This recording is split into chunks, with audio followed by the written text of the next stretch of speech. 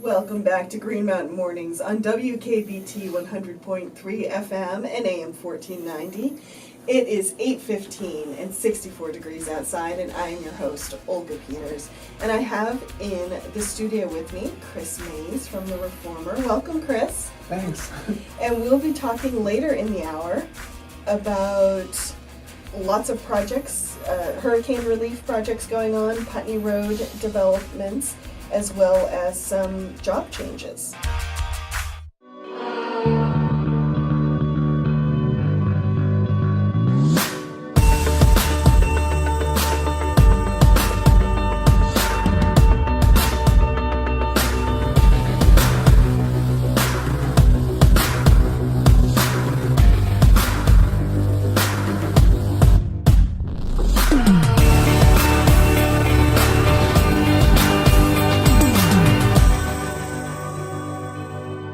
Welcome back to Green Mountain Mornings on WKVT 100.3 FM and AM 1490. It is 8:21 and 64 degrees outside. I'm your host, Olga Peters, and welcome, Chris Mays from The Reformer. Thank you so much for coming in today. Yeah, thanks for having me. So let's start about the hurricane fundraiser relief for Puerto Rico. Yeah, Joseph Mangum. He owns the Sunnyside Solar Store here in West Brattleboro. His wife is from Puerto Rico. Her name's Rosemary, and he said he's lived there for 5 of the last 10 years. Mm-hmm. So he has a real connection to the island, and he started a GoFundMe site to raise money to build solar generators, which will be used to charge phones during the day, charge up to 10 phones a day each system. And at night, it will go into these community buildings where people are staying, and those will power the fans.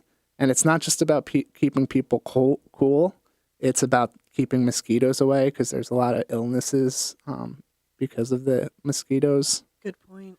And they're also raising money to get water purifiers, electric water pump purifiers, and those are going to clean up some of the water. They have some concerns about contamination and all, with all the flooding. And such a good point and good cause, because one thing we forget is that there's crisis response after an event, but then there's rebuilding, and the people who don't have homes yet, that rebuilding process can take a long time. Yeah, his niece lost her home in the flood, and he said people were asking him why not start a GoFundMe site for her house, and he said, well, it's just there's so much more rebuilding to do than just one house. Right, we forget how interconnected our systems are of electricity and water and transportation, that when they go down. Yeah. And so they're not building these systems. They're going to actually build the solar generators in Cavendish, where their headquarters is. It's the USA Solar Store headquarters, and it's also the Cavendish Solar Store. So it's going to have a lot of people involved, I think. And where can folks find this GoFundMe page? It's at GoFundMe.com. I'm not sure what the / and all is, but if you search Joseph Mangum, Mangum, you should be able to find it pretty fast. Wonderful. Thank you, Chris. Yep. And is there any time limit on the GoFundMe page that you know of? I'm not too sure. They were trying to raise $35,000 at the start, but they might lower that goal so they can take money out sooner and start building these systems right away. Mm-hmm. At first, they thought they wanted to build 20 generators, but now I think they want to start with 10 and then keep it rolling from there. And I should point out that a lot of people from the community were talking on the GoFundMe site saying this is a great project. Hopefully it inspires other people and to do similar projects, if not the same project. Wonderful. Thank you. Yeah. And tell us a little bit, there's some changes at Mount Snow happening. Yeah, I'm working on a story right now. The general manager, Kelly Pollock, almost everyone in the Deerfield Valley probably knows her. I have seen her at select board meetings, yes. Yeah, she's been with the mountain for 32 years now. I believe she started as a group sales coordinator, Mm-hmm. and then she worked her way up, and she's been general manager now, I believe, since 2005.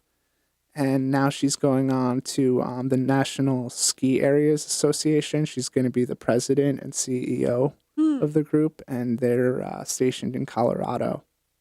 Wow, so a big change. Yeah, I haven't talked with Kelly yet, but I talked with some other people, and they're sorry to see her go, but they think it will be good for the industry as a whole to have her at the helm. And I know you haven't talked to her yet, but has anyone talked about like why she's leaving or what inspired the change or No, not yet. That's kind of what I'm interested to hear back from her on. I take it she's probably busy. Yeah, she is.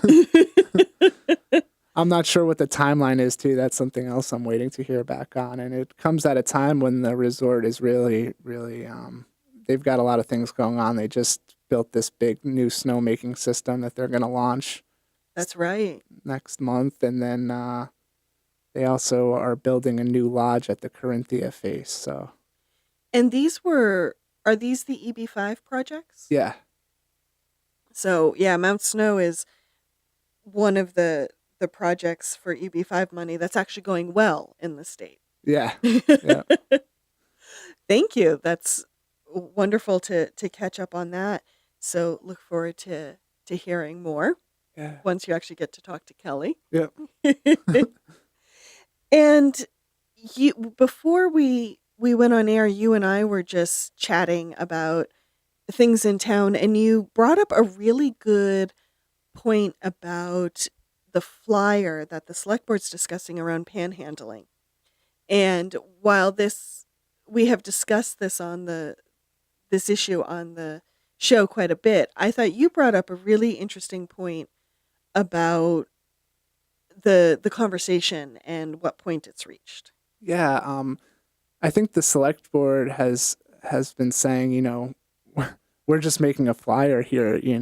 There's not, we also have other efforts going on, but at this point we're talking about a flyer. But a lot of members of the community are coming in to talk about how they feel about the issue, and it's kind of turned into this bigger conversation about panhandling. And I think it will have a pretty far-reaching effect on efforts moving forward. So, as an observer to this conversation, has there been any aha moments for you or any takeaways that now that you've listened to the conversation a bit, new takeaways, anything like that? Well, I think everybody wants to help in some way. Some people are worried that residents and visitors are feeling threatened by some of the panhandling that's going on, and other people want to see how we can reach out and help people who are panhandling. And so I think there's this, some might see it as an opposition, but really they're kind of working together to bring solutions to the town. Fascinating. It'll be interesting to see what flyer actually is produced by the process, but also to see how the conversation evolves. Yeah, two select board members weren't at the last meeting, so they didn't want to vote on the flyer. John Allen, he seemed pretty supportive of the flyer. He just wants to do as much as he can because he's one of the people who's concerned about people feeling threatened. Mm. And Kate O'Connor, the chairwoman, she said, well, we have all these other projects going on, so maybe we don't need to be part of this flyer. But she's saying the other groups who wanted the flyer are free to put it up wherever they, see fit. Well, thank you, Chris. Chris and I will be back after the break. Straight ahead, news with Natalie Knowles, followed by your CBS National News and Sports with Fish. Welcome back to Green Mountain Mornings on WKVT 100.3 FM and AM 1490. It is 8:39, 64 degrees. I'm your host, Olga Peters. And as the gentleman said before, yes, I believe that there are no stupid questions. And answers I'm not so sure about, but questions definitely. So I have in the studio with me Chris Mays from The Reformer. Welcome back, Chris. Thanks. So we were talking before the break about, well, during the break, about Putney Road and some of both an accident that happened on Putney Road and also some news about developments on Putney Road. Yeah, a 57-year-old woman was walking last week on the side of Putney Road. She wasn't crossing or anything, and a truck didn't see her. It was 6 a.m. in the morning, and she was hit, and she was brought to Dartmouth Hitchcock Medical Center, and her friend was really worried about her, and so I talked with some of the town officials, and they say this redesign that the state's planning, the Vermont Agency of Transportation, this new redesign is going to be significantly safer for pedestrians and motorists. So I caught up with Ken Upmall. He's the project manager. He's been involved with this for like 20 years or something. Oh my gosh. So he I think he really wants to see it get done, but there's a lot of things that have to happen first. Such as? Well, they're getting the conceptual design finalized, and then they have to go out and get permits and right-of-way easements and all, and that's where it's going to take a long time. But there will be sidewalks pretty much from the bridge down by the marina up to the exit 3 rotary, and there will be 4 roundabouts and a few crosswalks and bike lanes. Mm-hmm. But it's going to take 6 or 7 years now to get that. Wow, and is a lot of that getting the permits and the right-of-ways finalized? I believe so. But it's a really big undertaking. That's, what Ken kept driving home to me. Well, I agree, because I remember when I first came onto the Commons in 2009, the Putney Road redevelopment, or North Brattleboro, as some people like to call it, was being talked about then. Yeah. So that's been a while. I don't want to do the math. Yeah. I forget when Ken and his team came in last to get approval from the select board, but it was at least a few months ago. Mm-hmm. And the select board was really supportive of it. And I talked to Kate O'Connor last week, and she's still very supportive of it. And VTrans recently did a safety study of the area from the bridge up to NECA. The bridge where the Whetstone and the West River and the Connecticut meet? Yeah. Okay. And because there's been some concerns about the safety of children now that NECA's there. Mm-hmm. So they're in the process of getting that report all together, and I guess that should be presented at an upcoming meeting. And I seem to remember early on in the process there were concerns about removing some of the traffic lights and putting in roundabouts or rotaries. Has that discussion changed? Are people feeling more comfortable with those? Yeah, I'd say so, because that was the one thing that took me off guard. I was new to it, and I was like, you're going to put in all these roundabouts? That's going to change my commute because I work over there. and everyone seemed to say the same thing, it will be better, it will be better, it will be safer, and it will slow people down and all. And when there's not much traffic, it will run really smoothly. So I don't know. I guess I'm starting to become convinced that we'll still have to see it in operation.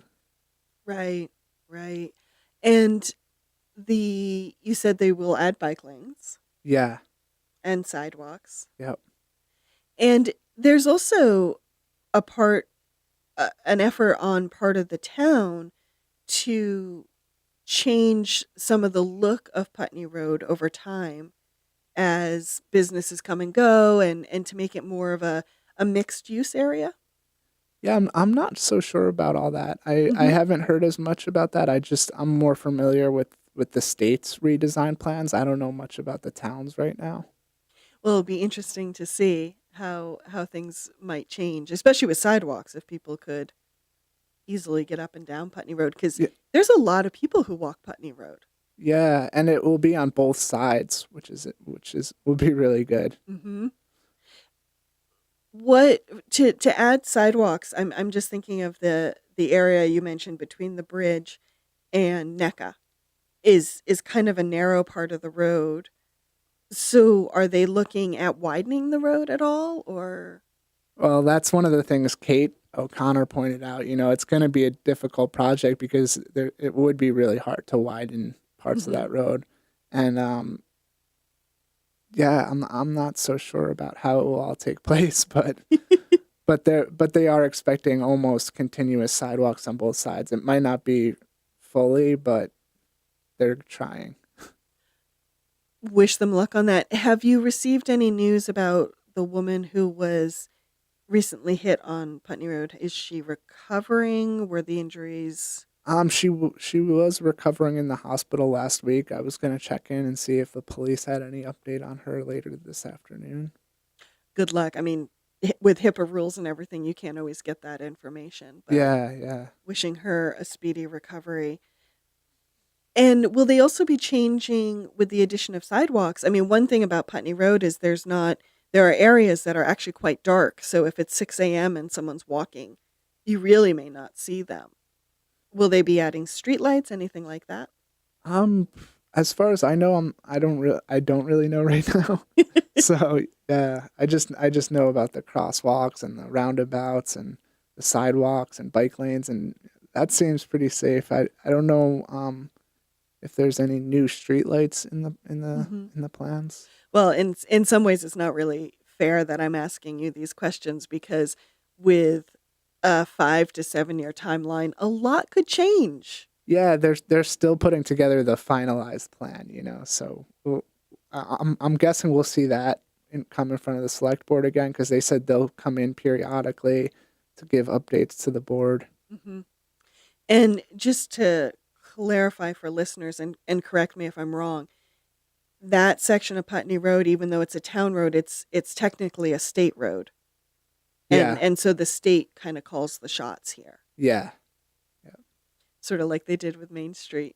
Yeah, I guess the traffic safety committee, they were the ones who might have inspired that whole study with VTrans and the Wyndham Regional Commission about the area from the bridge to NECA. Mm. So the town has some say about what goes on, but You know, the traffic safety committee always catches my attention because it's a really busy committee.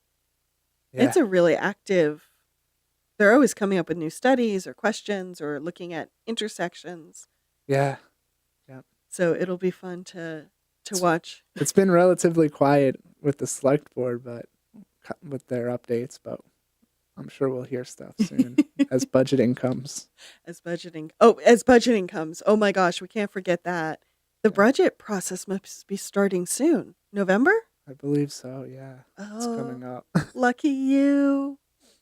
I won't have to sit in on those meetings. You will. I'll give you updates. Don't worry. Oh, I shouldn't sound so bad. I mean, the budgeting process is actually, in a way, kind of fascinating because it really will give you it.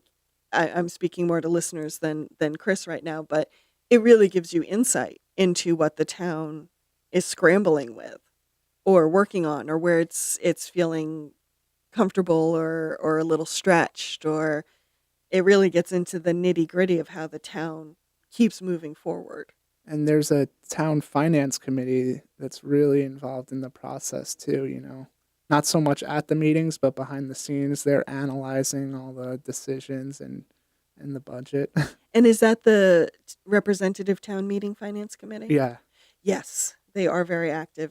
I always find their reports interesting reads too, yeah, because they tend to, when you get the heads of departments and the town manager and stuff, they're kind of looking at nitty gritty of what they need to run a department. But the representatives are the elected representatives, And so they're thinking from a slightly different angle about the overall budget and taxes and things like that. And I just think they always have an interesting take on the budget. Yeah, it's another layer of scrutiny and safeguards, and it's nice to have when you can. I in Wilmington, I think they've disbanded their committee, Oh, really? and when I started, watching them before Brattleboro, and it was that's how I got interested in seeing how the committee interacts with the board and then interacts with voters to say, hey, this is a good idea or this is a bad idea. And it's such a useful addition for voters to have because it's very hard for an individual voter to watch every budget committee meeting that the town has. Yeah, So to be able to get an overall, like, yes, we think this is working, or no, we don't, or that type of thing. yeah. Well, thank you, Chris. Always wonderful to have you. Yeah, thanks for having me on. Anything you wanted to add or wish I'd asked before we head out? No, I think we covered it all for now. Wonderful. Well, I look forward to having you back Yeah. in 2 weeks. Sounds good. Straight ahead, weather with Pat Pagano. Green Mountain Mornings returns after the break.